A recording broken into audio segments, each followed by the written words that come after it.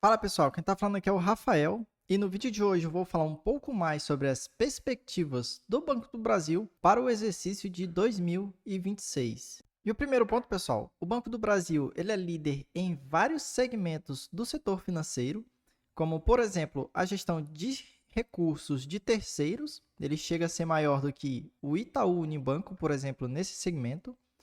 Ele também é primeiro lugar no seguro rural e no seguro prestamista, através da BB Seguridade. Esse aqui é um ponto bem interessante para a BB Seguridade, utilizar toda a estrutura do Banco do Brasil.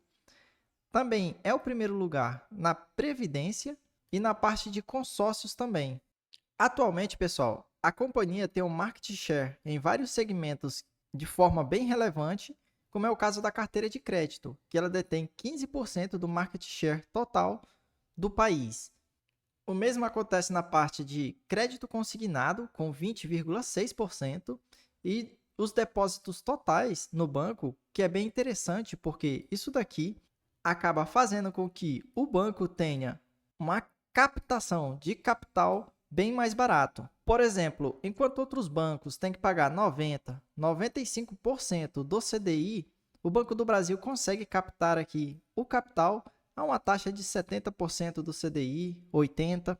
Então, isso daqui é bem interessante para a companhia, porque aumenta a sua margem e a sua captação de crédito fica bem mais barata. Bem, pessoal, outro ponto muito importante é que a companhia é literalmente líder no segmento de empréstimo para o agronegócio brasileiro. Ela tem uma carteira de crédito atualmente de 398 bilhões de reais. Entretanto, todo mundo sabe que o índice de inadimplência e as novas normas contábeis acabou prejudicando o banco de forma bem acentuada. Entretanto, lá em 2025 ainda, surgiu essa MP, a MP 1314, com o objetivo de regularizar esses indivíduos que estavam inadimplentes com o banco, no qual um pouco mais de 5,4 bilhões de reais em propostas já foram, e ainda tinha naquele período 11,4 bilhões de propostas em análise. O lado negativo, pessoal, dessas propostas é que os indivíduos que estão inadimplentes têm 2 anos de carência para começar a pagar. Isso daqui é um ponto bem negativo para os investidores no geral, mas para os indivíduos que fizeram essa proposta talvez seja muito bom. E eles podem pagar ali, parcelar esses empréstimos em até 7 anos, salvo engano. E isso daqui viabiliza eles acabarem fazendo outros empréstimos para as safras dos próximos anos. Então, por um lado, o que ele deixou de ganhar em 2025 pode retornar para eles nos próximos anos e acrescido de um certo juros, e ainda possibilita os indivíduos que ficaram inadimplentes de continuar fazendo empréstimo na companhia. E quando nós observamos, pessoal, a carteira de crédito do agronegócio do Banco do Brasil, nós podemos observar que 32,4% da carteira é referente ao custeio do agronegócio, ou seja, são das safras que os agropecuários têm, como por exemplo a safra do milho, soja e etc. E 22%, pessoal, fica ali na parte de investimento agropecuário. Então, dá de perceber que uma parcela bem grande dos empréstimos fica na parte de safra e do investimento necessário para poder fazer essa colheita e a manutenção dessa safra. Então, sempre que tem um impacto aqui nas safras, isso daqui influencia diretamente o resultado do Banco do Brasil. Afinal, o banco fica muito exposto justamente a esse segmento. Bem, pessoal, eu acabei trazendo esse gráfico aqui para mostrar para vocês uma certa correlação que existe entre as ações do Banco do Brasil em laranjado, o valor da soja em roxo e do trigo em amarelo. Observem que lá atrás, lá entre 2020 a 2022, teve uma grande alta nessas commodities, principalmente na parte da soja e do trigo, e consequentemente as ações do Banco do Brasil acabou subindo ali, tendo em vista que as margens estavam favoráveis para o investimento, tendo em vista a taxa de juros mais baixa, o valor dessas commodities estavam subindo naquele período, principalmente o que favoreceu um empréstimo para esses agricultores, eles tinham margens mais elevadas e podiam honrar com seus empréstimos. E em seguida, pessoal, teve uma queda, tanto na soja como no trigo, principalmente, e em seguida houve um aumento da inadimplência por parte desses agricultores, o que fez com que as ações acabassem caindo bastante ali no período. Então, existe uma certa correlação entre essas commodities e o desempenho das ações do Banco do Brasil, tendo em vista que ele é o maior financiador do agronegócio no nosso país. E com essa queda, pessoal, no valor das commodities, nós podemos observar que a taxa de inadimplência de mais de 90 dias saiu de 2,45% lá em 2024 e chegou a 5,34% em setembro de 2025.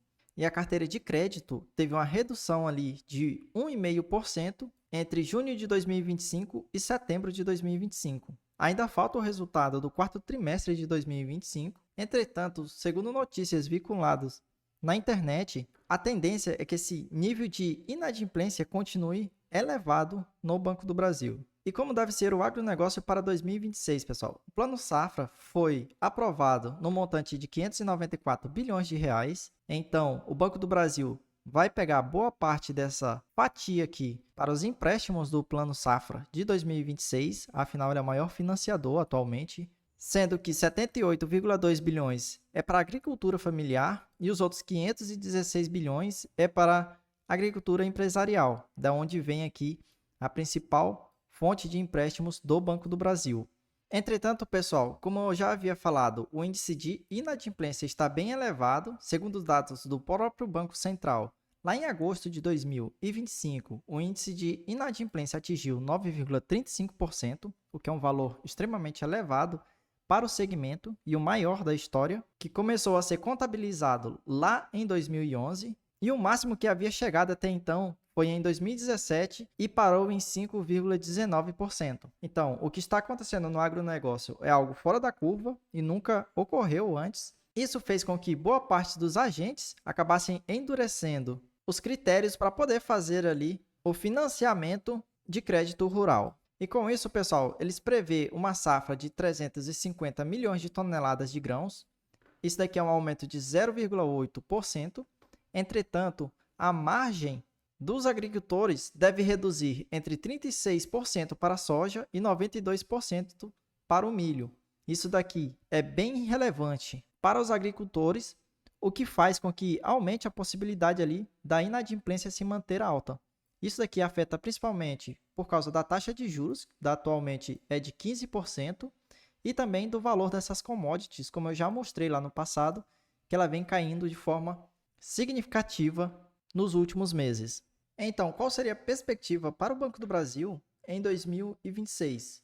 Mesmo com todas essas adversidades, atualmente a companhia está com um valor de mercado de 124 bilhões de reais e uma projeção. E segundo os analistas do mercado, a companhia deve ter um lucro ali de 22 bilhões de reais para o exercício de 2026.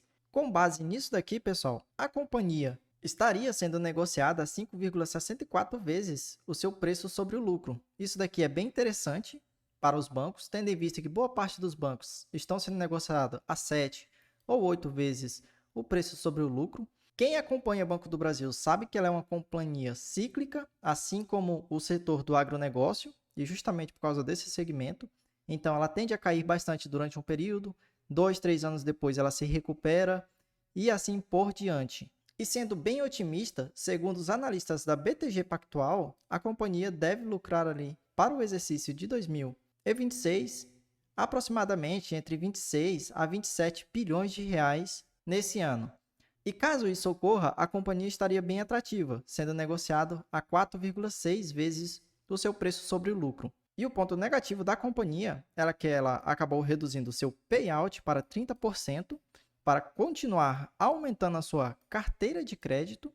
Então, o provento que a companhia deve pagar deve ser muito baixo para os próximos anos, entre 2026 e até 2027. Mas como o próprio CFO da companhia já destacou, caso o lucro da companhia venha se recuperar e caso eles consigam reverter as suas provisões para devedores duvidosos e ela consiga lucrar ali um pouco a mais do que o previsto para o exercício de 2026, eles devem estar pagando dividendos extraordinários para compensar os acionistas pelo exercício de 2025. Eu realmente não espero por nada disso. Eu espero algo na casa de 22 bilhões de reais e ela só deve voltar a crescer mesmo a partir de 2027. E particularmente, pessoal, eu tenho 2.000 ações do Banco do Brasil na minha carteira E com base nas projeções do Banco do Brasil, eu devo receber aqui uns 88 centavos por cada ação, o que vai me gerar para todo o exercício de 2026 um pouco mais de um salário mínimo no período. Isso daqui realmente eu acho muito baixo pelo patrimônio que eu estou alocado na companhia. Entretanto, quando nós observamos o retorno total da companhia, ela deve gerar mais ou menos um IPCA mais 10%, mesmo nas cotações atuais. Isso daqui não significa que eu investiria nesses preços. Eu espero o preço cair um pouco mais para mim aumentar o meu yield e chegar em uma zona de mais ou menos um preço sobre o valor patrimonial de mais ou menos 0,6, onde a companhia ficou bastante atrativa. Então, por enquanto, eu não faço nada, deixo ela em carteira aí e vou observando, tendo em vista que a inadimplência do agronegócio ainda não mostrou nenhum sinal de recuperação. Então, pessoal, nós falamos um pouco mais sobre os desafios que o Banco do Brasil deve enfrentar agora em 2026, a sua projeção de lucro e quanto eu ficaria de olho ali na companhia. Então, se você é novo aqui no canal, eu te convido a estar seguindo meu trabalho aqui no YouTube, deixar um comentário aí com sugestões de vídeos que eu posso trazer aqui no canal para vocês e não esquece de deixar o like para ajudar no engajamento. Então, o vídeo de hoje foi esse. Muito obrigado por quem acompanhou até aqui, um forte abraço e até o próximo vídeo.